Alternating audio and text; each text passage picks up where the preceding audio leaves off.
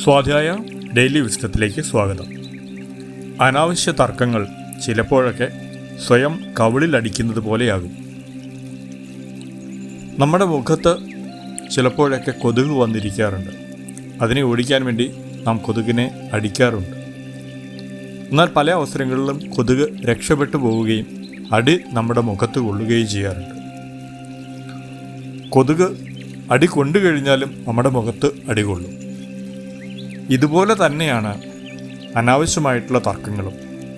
തർക്കത്തിൽ നമ്മൾ ജയിച്ചാലും നമ്മൾ ജയിച്ചില്ലെങ്കിലും നമ്മുടെ ഊർജം നഷ്ടപ്പെടുകയാണ് ചെയ്യുന്നത്. നമുക്ക് പ്രത്യേകിച്ച് യാതൊരു മെച്ചവും ഉണ്ടാകുന്നില്ല.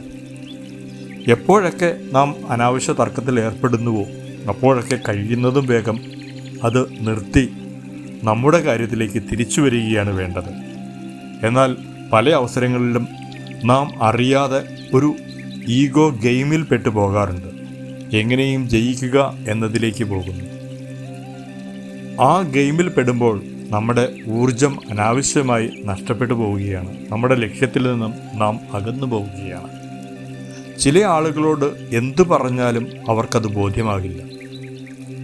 അത് നമുക്ക് ആദ്യത്തെ നമ്മുടെ മറുപടിയിൽ നിന്ന് തന്നെ, അതിനോട് അവർ എങ്ങനെ പ്രതികരിക്കുന്നു എന്നതിൽ നിന്ന് തന്നെ മനസ്സിലാകുന്നതാണ്.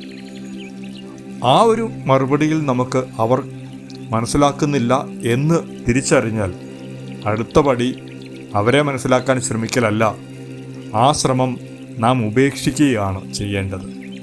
എങ്കിൽ മാത്രമേ നമുക്ക് നമ്മുടെ ലക്ഷ്യത്തിലേക്ക് കുതിക്കാൻ കഴിയുള്ളൂ. അല്ലെങ്കിൽ നമ്മുടെ ലക്ഷ്യത്തിൽ നിന്ന് അവർക്ക് നമ്മളെ വളരെ വേഗം വ്യതിചലിപ്പിക്കാൻ കഴിയും. മറ്റെവിടെയോ നമ്മൾ ഉപയോഗിക്കേണ്ട ഊർജം അനാവശ്യമായി നമ്മൾ അവർക്ക് വേണ്ടി ഉപയോഗിക്കുകയും ചെയ്യും. Thank you all.